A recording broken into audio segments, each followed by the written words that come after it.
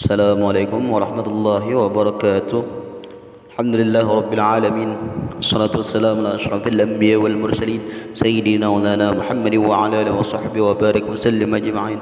Qalu subhanaka la ilma lana illa ma 'allamtana innaka antal alimul hakim. Tub alaina innaka antat tawwabur rahim. La haula wa la quwwata illa billahil aliyyil azim. Baik, dalam video ini saya akan menampilkan sebuah materi yang mana materi ini untuk melengkapi daripada tugas final test dengan mata kuliah ilmu dakwah. Baiklah, perkenalkan, nama saya Muhammad Arifin dengan NIM 24014010071 dengan dosen pengampu Ibu Rizkiatul Hasanah S.Sos M.Sos. Baik, materi yang akan kita bahas ialah yang pertama, landasan ontologis, epistemologis, dan aksiologis dakwah. Materi kedua, relasi ilmu dakwah dengan ilmu lain. Yang ketiga, paradigma ilmu dakwah. Yang keempat, macam, model, pendekatan, media, dan metode dakwah. Yang kelima, problematika dakwah masa kini. Yang keenam, faktor hidayah dalam dakwah. Dan yang ketujuh, efek dakwah dan tahap-tahap perubahan perilaku mad'u. Lanjut ke pembahasan landasan ontologis dakwah. Landasan ontologis merujuk pada dasar-dasar atau prinsip filosofis yang membentuk dasar dari suatu ontologi. Ontologi sendiri adalah cabang filsafat yang mempelajari tentang apa yang ada, bagaimana sesuatu itu ada, dan bagaimana sesuatu itu dapat diketahui. Jadi, landasan ontologis melibatkan pemahaman tentang eksistensi, kualitas, dan sifat yang mendasari suatu ontologi atau pandangan dunia tertentu. Lanjut. Hubungan dari ontologi dalam perkembangan ilmu dakwah. Dalam konteks ilmu dakwah, ontologi memiliki peran penting dalam membentuk pandangan dan pemahaman terhadap realitas dan eksistensi ajaran agama Islam yang menjadi fokus dakwah.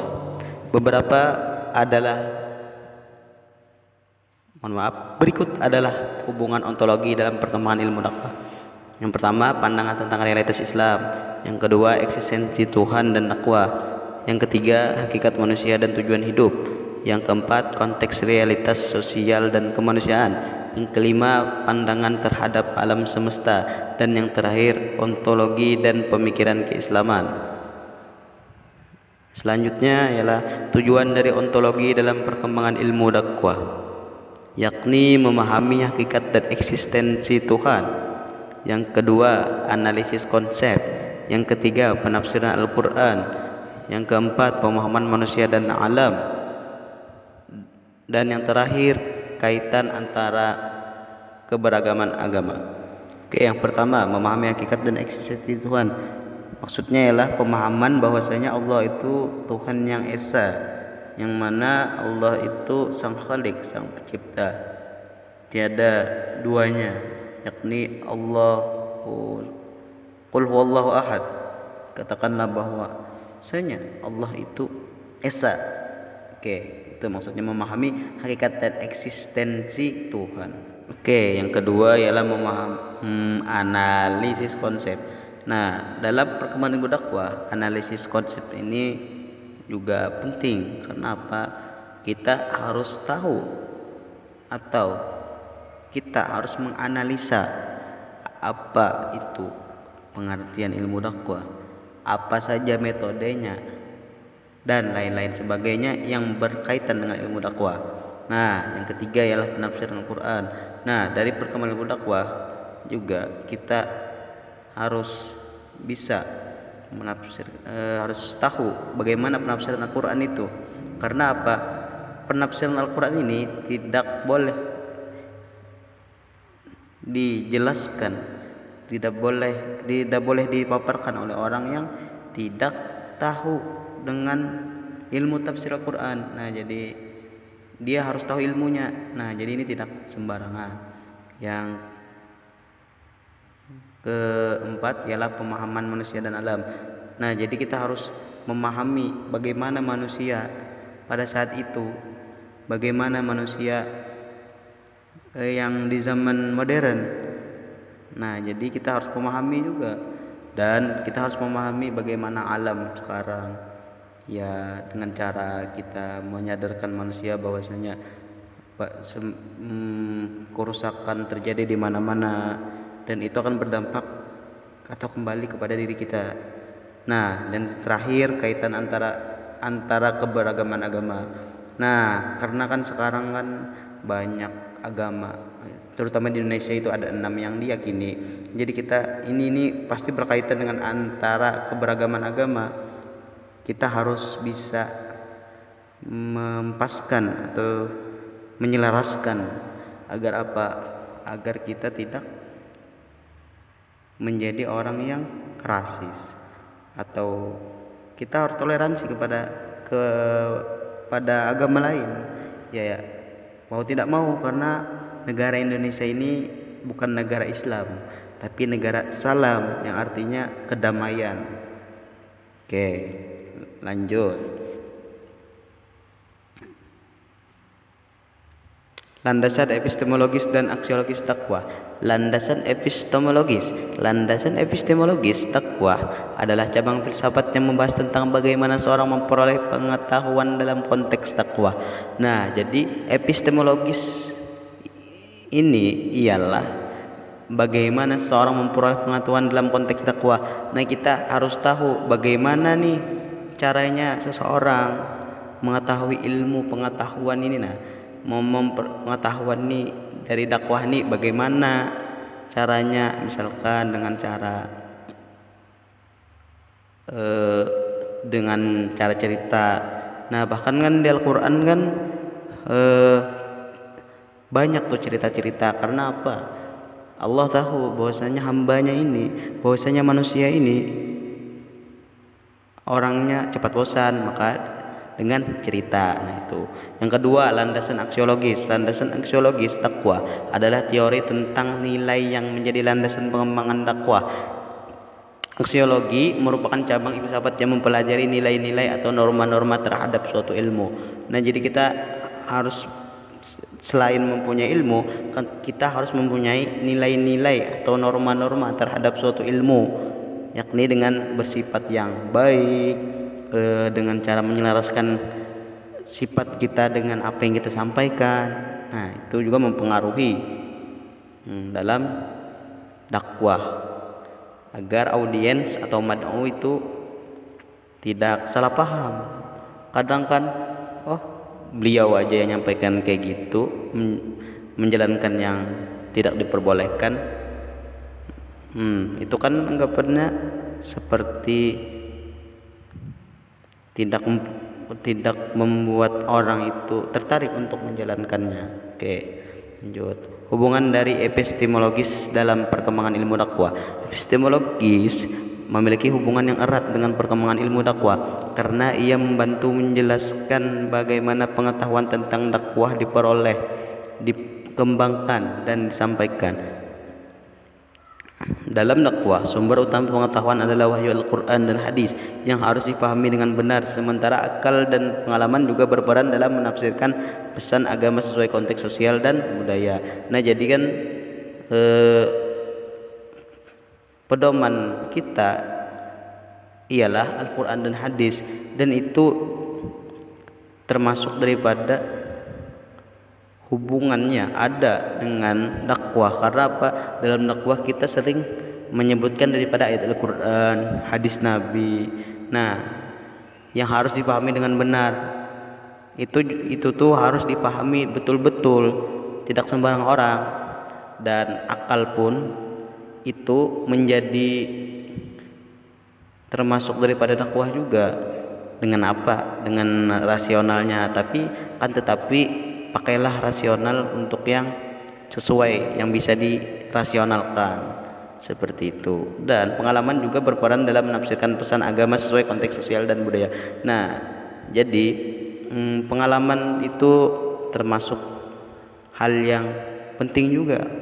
Karena apa? Ada seseorang mengatakan bahwasanya guru terbaik adalah pengalaman. Nah, karena apa? Dia sudah pernah mengalaminya. Jadi itu kan membuat audiens itu lebih percaya. Nah, lanjut. Epistemologi juga berkaitan dengan metode penalaran yang digunakan dalam dakwah seperti ceramah, tulisan atau media sosial, serta memastikan kebenaran dan validitas pengetahuan yang disampaikan. Dengan pendekatan yang tepat, epistemologi membantu dakwah menjadi lebih relevan dan efektif, menghubungkan ajaran agama dengan kondisi masyarakat yang beragam.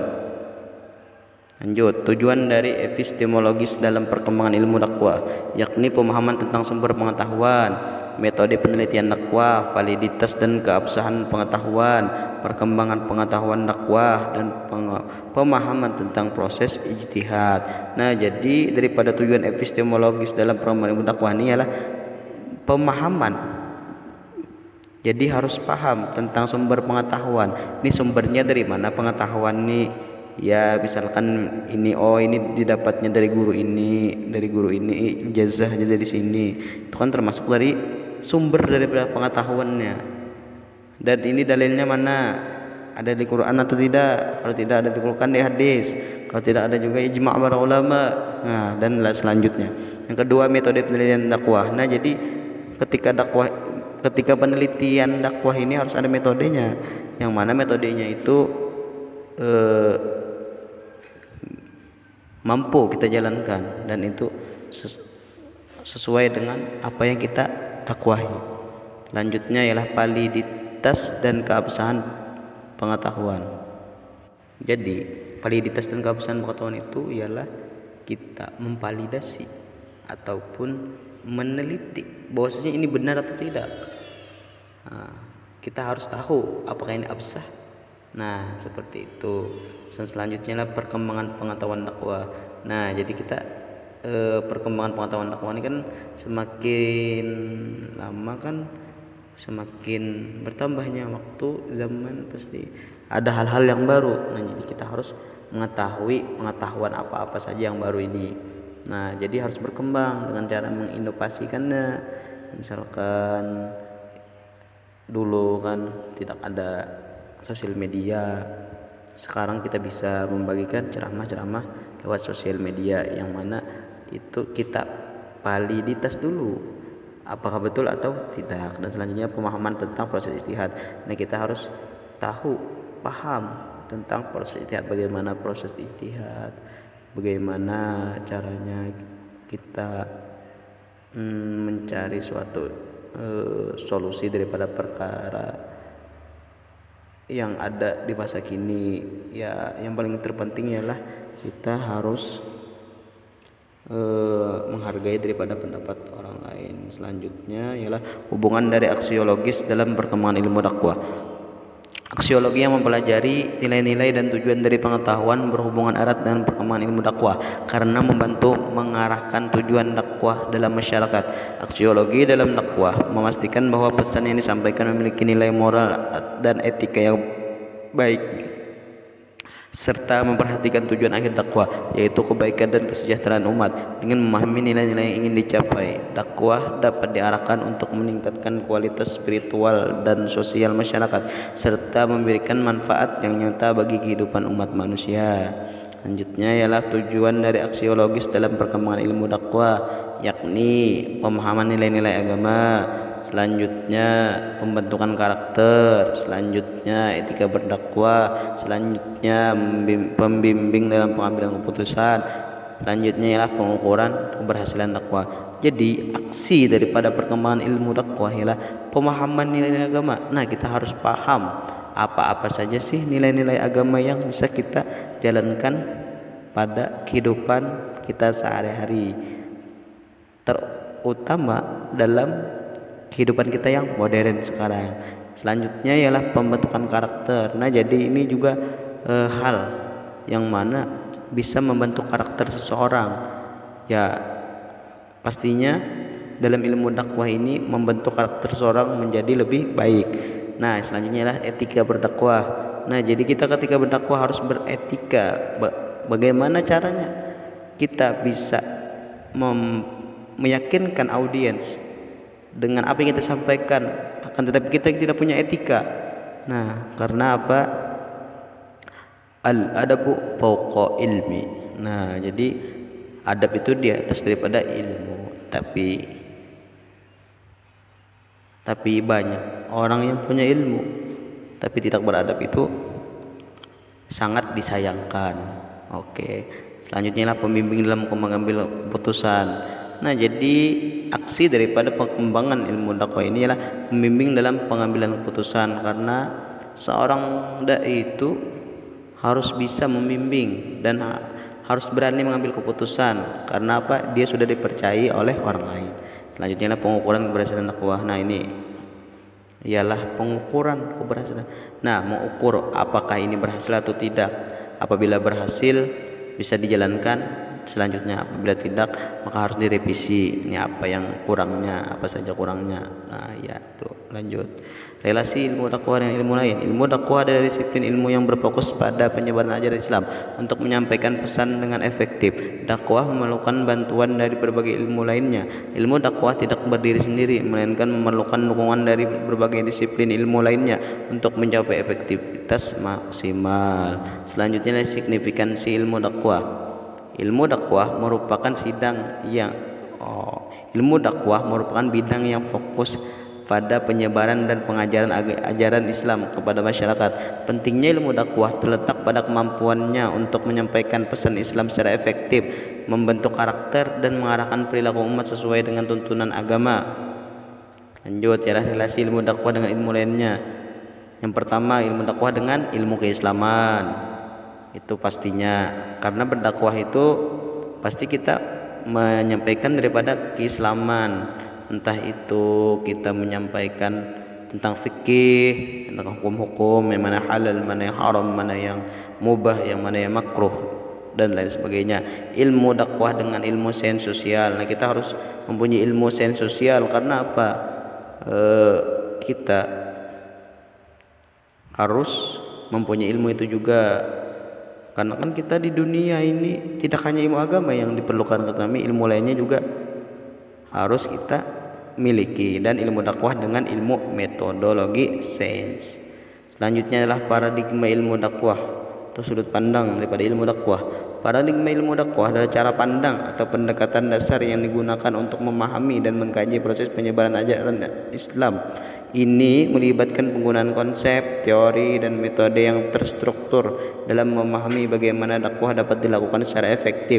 Dalam konteks ini, paradigma ilmu dakwah mencakup sebagai perspektif seperti teologis, sosiologis, dan psikologis untuk memahami dinamika tantangan dalam menyampaikan pesan agama. Oke, lanjutnya adalah teori sistem dakwah. Teori sistem dakwah memandang dakwah sebagai suatu proses komunikasi yang terdiri dari komponen-komponen yang saling terkait, yaitu sumber pesan atau pendakwah. Ini sistem-sistemnya. Pesan itu sendiri atau ajaran agama, saluran komunikasi atau medianya, audiens atau penerima pesan, feedback atau tanggapan dari audiens, dan konteks sosial budaya yang mempengaruhi pemahaman pesan. Semua elemen ini bekerja bersama untuk menyampaikan pesan dakwah secara efektif dengan tujuan meningkatkan moral dan kualitas kehidupan umat sesuai ajaran agama. Tanpa sistem dakwah, kita tidak dapat menganalisis interaksi antar komponen dakwah secara komprehensif.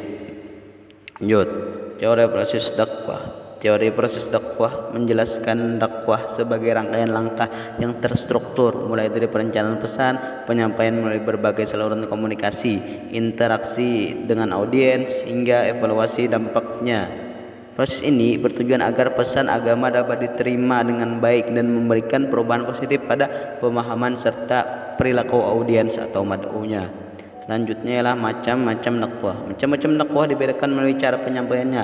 Ada dakwah tidak hanya karena apa? Dakwah tidak hanya dapat disampaikan melalui lisan saja, namun juga bisa dalam bentuk-bentuk lainnya seiring dengan perkembangan zaman. Contohnya kita sekarang adanya sosial media, kita dapat membagikan potongan-potongan video pendek yang tentang kedakwahan, atau kita membuat film atau konten-konten yang yang di dalamnya ada dakwahnya.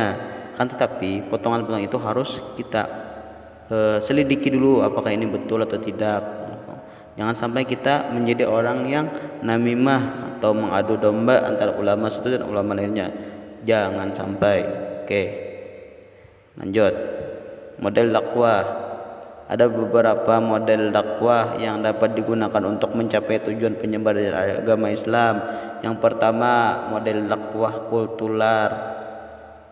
Jadi, model dakwah kultural ini adalah model dakwah yang mana berkaitan dengan budaya.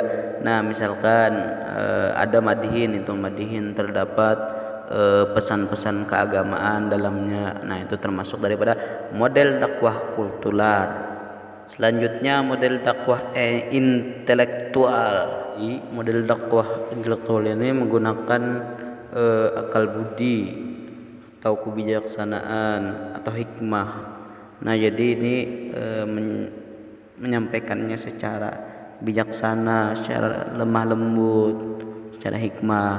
Nah, itu model dakwah intelektual. Selanjutnya model dakwah sosial. Nah, jadi model dakwah sosial ini dilaksanakan secara bersama-sama atau sosial, yakni misalkan sumbangan kepada anak yatim piatu yang ada di panti asuhan, atau kita mencari dana untuk pembangunan masjid, atau membantu daripada saudara-saudara kita kaum duafa atau masakin yang memerlukan kebutuhan hidupnya. Nah, itu jadi itu model dakwah sosial. Itu biasanya dilaksanakan oleh organisasi-organisasi. Selanjutnya pendekatan dakwah. Pendekatan dakwah dapat dilakukan dengan berbagai cara, tergantung pada karakteristik audiens dan konteks yang ada. Yang pertama, pendekatan ilmiah. Jadi pendekatan ilmiah itu ialah kita memakai daripada teori-teori baru dalam dakwah. Yang mana nih yang cocok teorinya dalam dakwah? Nah, itu. Yang kedua, pendekatan emosional. Nah, dalam pendekatan emosional ini kita memakai daripada perasaan. Bagaimana kita bisa memberikan kenyamanan kepada audiens dengan cara lemah lembut. Nah, itu termasuk daripada pendekatan emosional. Jadi, pendekatan praktis ialah penerapan metode dan strategi dakwah yang tepat untuk mencapai tujuan daripada dakwah. Lanjut, media dakwah. Nah, media adalah sarana yang digunakan untuk menyampaikan pesan dakwah kepada masyarakat. Ada 3 media dakwah ini, ada media cetak, media audiovisual, dan media audio. Media cetak itu contohnya kayak koran-koran, majalah-majalah, buku, dan lain sebagainya. Intinya yang bersangkutan dengan kertas lah, media cetak gitu. Yang selanjutnya adalah media audiovisual, yakni MP4 atau video yang mana terdapat di entah itu di YouTube, Instagram, TikTok, dan lain sebagainya. Intinya kita bisa mendengarkan dan bisa melihat. Kalau selanjutnya ialah media audio. Media audio ini seperti MP3, yakni kita tidak bisa melihat orangnya, tapi kita hanya bisa mendengarkan apa yang disampaikan. Lanjut, ialah metode dakwah. Metode dakwah adalah cara atau teknik yang digunakan untuk menyampaikan pesan dakwah. Yang pertama, metode persuasif, ialah metode dengan cara mengajak atau menyeru. Persuasi itu artinya mengajak, menyeru. seseorang kemana? Ke jalan kebaikan. Karena apa? Yad'una ilal khair, mengajak ke jalan kebenaran. Oke. Selanjutnya ialah metode argumentatif. Nah, metode argumentatif ini memakai daripada pemikiran atau pendapat, baik pendapat dari kita ataupun orang lain. Itu bisa juga kita dengan cara berdiskusi. Nah, itu. Selanjutnya ialah metode demonstratif. Nah, jadi metode demonstratif ini biasanya seorang pendakwah atau dai itu mencontohkan bagaimana caranya berwudu yang benar, bagaimana adab kita ketika bertemu dengan guru, bagaimana tata cara pelaksanaan sholat dan lain sebagainya. Intinya beliau mencontohkan daripada apa yang disampaikan. Nah, jadi sumber daya dai dakwah adalah sumber ilmu dakwah dan sumber daya manusia yang digunakan dalam dakwah. Dari yang termasuk daripada sumber ilmu dakwah adalah seperti Al-Qur'an, Sunnah dan ijtihad. Sedangkan sumber daya manusia yang digunakan dalam dakwah ialah pendidikan, pelatihan dan program pengembangan sumber daya dai. Itu yang menjadi problematika dakwah. Sekarang kan orang kan banyak yang malas daripada mengikuti daripada pelatihan, seminar-seminar, belajar. Nah, itu menjadi problematika daripada dakwah masa kini. Selanjutnya ialah mitra dakwah. Mitra dakwah ini ialah mad'u atau sasaran yang ingin didakwahi. Nah, ini bisa menjadi problem. Kenapa jadi dikatakan menjadi problem? Karena biasanya ada yang jamaah ini yang menyalahkan apa yang kita sampaikan atau kurang suka dengan kita. Nah, oleh karena itu kita bisa mengevaluasi diri bagaimana caranya kita bisa berbaur dengan orang seperti itu, bisa merubah orang seperti itu. Walaupun sulit akan tetapi kan bisa dicoba sedikit-sedikit. Nah, oke. Selanjutnya ialah materi dakwah. Nah, jadi problematika materi dakwah pada saat ini ialah berupa ketidaksesuaian materi dakwah dengan kondisi masyarakat serta penyebaran informasi yang tidak benar. Nah, jadi kan kita harus menyesuaikan dengan mad'unya, sesuaikan dengan kondisi masyarakat. Masa kita misalnya kita ke pedalaman masuk, kita mengatakan bahwasanya naik haji ya, harus naik haji ya. Padahal kan tidak sesuai dengan apa yang terjadi di masyarakat seperti itu. Jadi kita harus menyesuaikan. Lanjut, keterkaitan problematika dakwah dengan sumber dai. Problematika yang muncul dalam dakwah dapat menjadi tantangan bagi dai. Permasalahan tersebut perlu ditangani dengan baik oleh para pengembang dakwah agar dakwah dapat berjalan dengan efektif dan efisien. Berikut beberapa permasalahannya, yaitu keterbatasan pengetahuan dan pemahaman. Nah, keterbatasan keterampilan komunikasi, tantangan teknologi, tantangan finansial, tantangan keterbatasan waktu, serta tantangan penerimaan dan respon audiens. Lanjut, peran dai dalam mengatasi problem dakwah masa kini. Dai memiliki peran penting dalam mengatasi problematika dakwah di masa kini. Mereka perlu mengembangkan strategi dakwah yang sesuai dengan zaman dan mampu beradaptasi dengan perkembangan teknologi juga perubahan sosial. Seorang dai dapat mengatasi problematika yang terjadi dengan beberapa cara, yakni meningkatkan pengetahuan dan pemahaman, harus belajar lagi, nah, harus kita tingkatkan. Selanjutnya, mengembangkan keterampilan berkomunikasi. Selanjutnya, memanfaatkan teknologi dan media sosial untuk berdakwah. Nah, karena apa? Kita sekarang telah memasuki zaman modern, jadi kita harus mengikuti perkembangan zaman. Dan selanjutnya memahami perbedaan audiens. Nah, kita harus memahami entah itu perbedaan pendapat ataupun yang lainnya. Nah, karena kan beda orang kan beda juga sifatnya, beda juga pendapatnya. Jadi kita harus memahami. Lanjut ialah keterkaitan problematika dakwah dengan mitra dakwah dalam era digital dan informasi yang begitu cepat. Tantangan komunikasi menjadi lebih banyak. Badau memiliki akses yang luas terhadap berbagai sumber informasi dan pendapat yang beragam. Karena itu dakwah perlu disampaikan dengan cara yang menarik dan efektif agar dapat menarik perhatian badau. Ada beberapa tantangan. Yang pertama, adanya perbedaan bahasa dan budaya. Nah, jadi kita harus bisa lah anggapannya, paling tidak bisa berbahasa nasional, yakni bahasa Indonesia, agar kita bisa memahamkan daripada audiens. Dan kita harus tahu dulu bagaimana budaya mereka.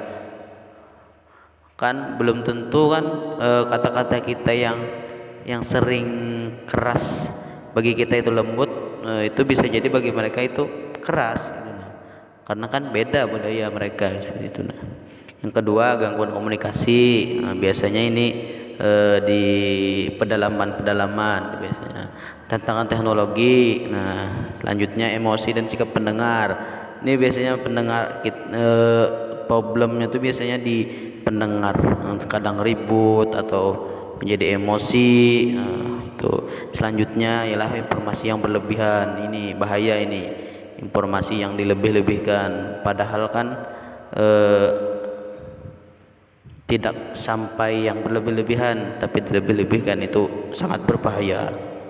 Lanjutnya adalah keterkaitan problematika dakwah dengan materi dakwah. Problematika dakwah saat ini sangat terkait dengan materi dakwah yang disampaikan, karena materi tersebut harus sesuai dengan masalah yang dihadapi masyarakat sekarang. Misalnya masalah seperti kurangnya moral, kemiskinan, atau pengaruh teknologi yang buruk membutuhkan materi dakwah yang tidak hanya mengajarkan agama, tapi juga memberi solusi praktis.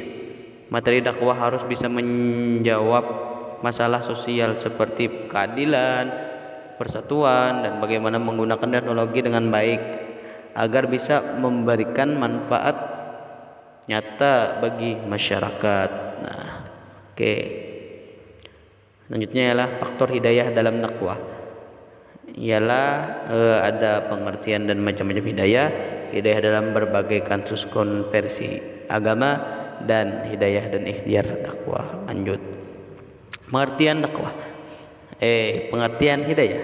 Hidayah berarti petunjuk atau bimbingan dari Allah Subhanahu wa taala.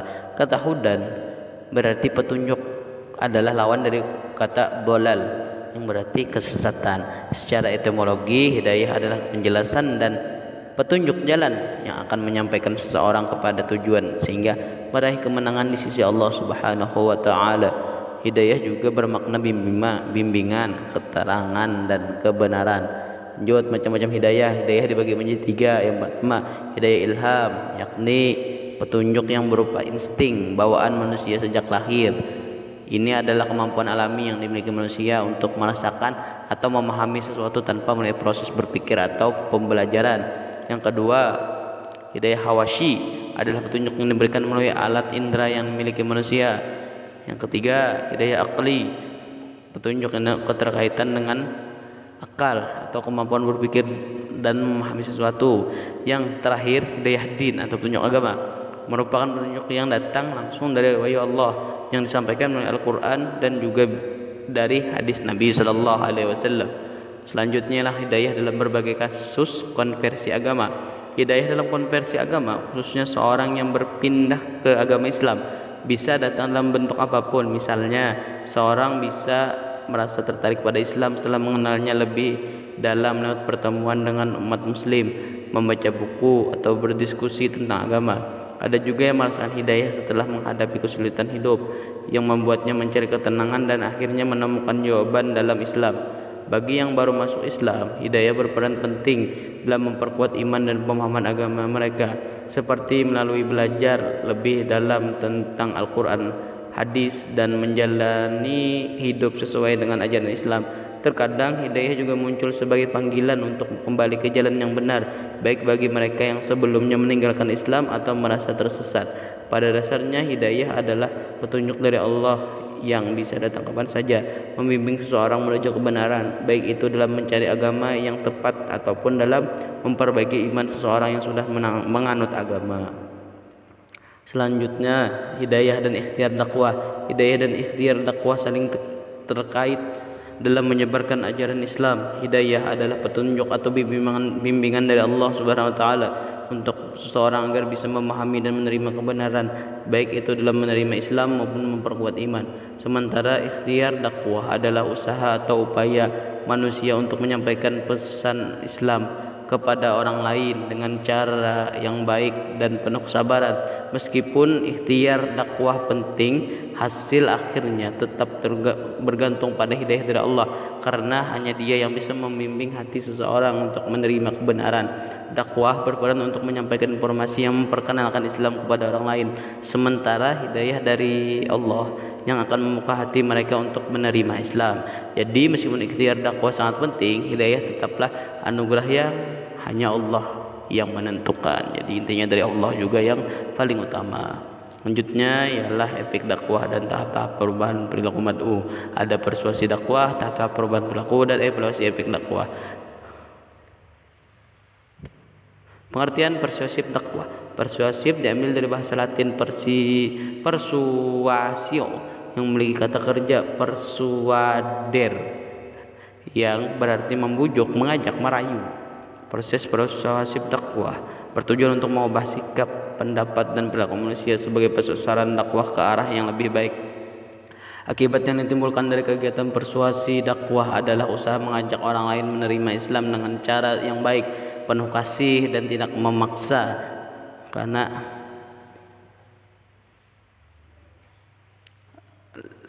la ikraha fid din, tidak ada paksaan dalam agama. Nah, itu pendekatan ini menggunakan penjelasan yang jelas, contoh teladan, dan komunikasi yang menghormati agar orang lain memahami dan memilih Islam dengan kesadaran diri. Jadi kita dengan baik-baik, dengan lemah lembut, dan jangan memaksa.